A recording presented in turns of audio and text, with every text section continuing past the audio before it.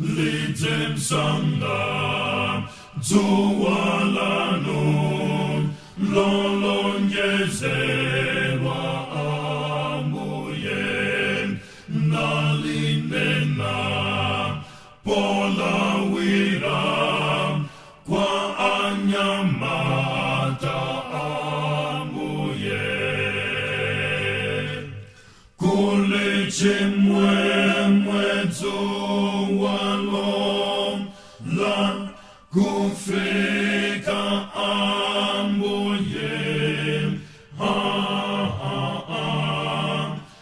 amuye bwelani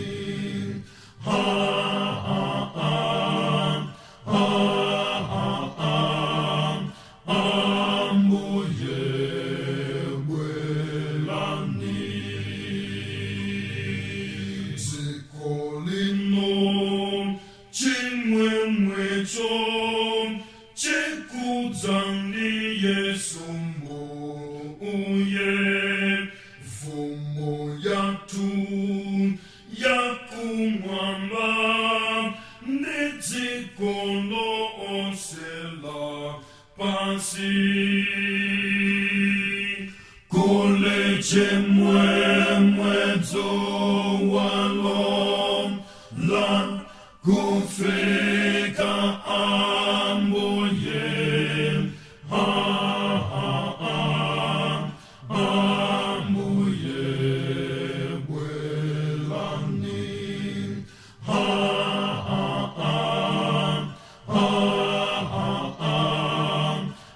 amuye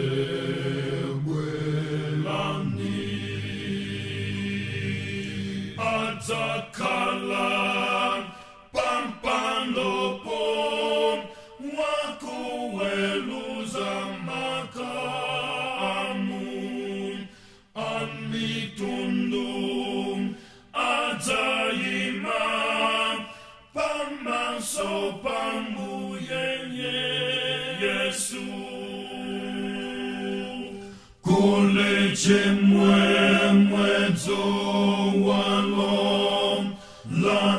kufika amuye amuye bwelani